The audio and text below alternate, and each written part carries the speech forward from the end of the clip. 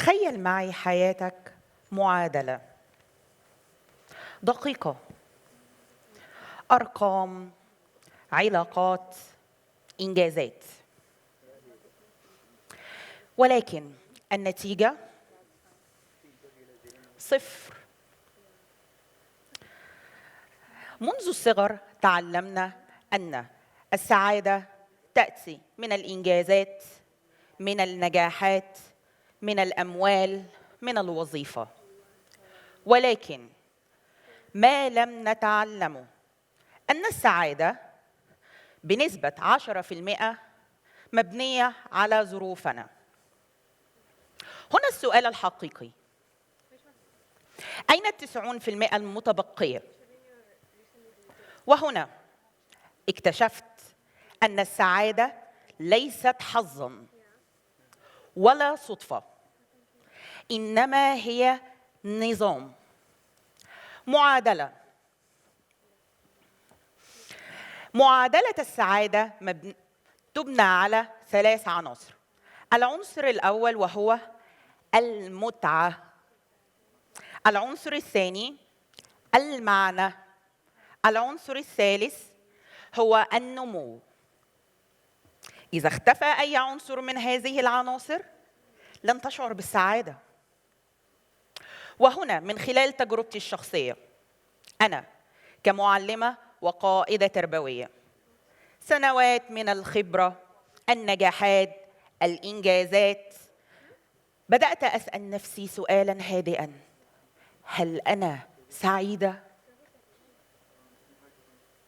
أم مجرد إنسانة ناجحة؟ وجاءت الإجابة من مكان لم أتوقعه، من الصالة الرياضية، الجيم، كما سمعتم، الصالة الرياضية. هناك لم أذهب لأبحث عن القوة الجسدية،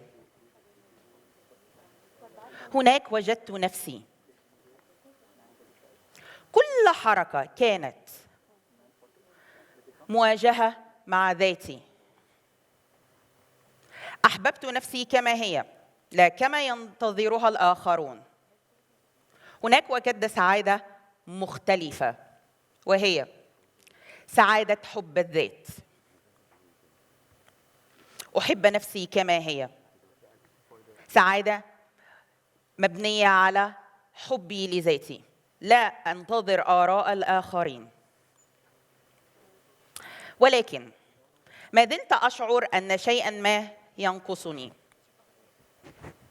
وهنا اكتشفت أن هناك عنصر لم أذكره في هذه المعادلة، وهو عنصر الامتنان. عنصر مبني على علاقتك بينك وبين الله، سجدة شكر، دعاء بعيد عن أعين الناس، شيئاً بينك وبين الله أضاف شيئاً كبيراً في حياتي. تغيرت نظرتي وقيادتي كمعلمة، وتغيرت فكرتي عن حبي لذاتي حينما أضفت مجرد عنصر الامتنان.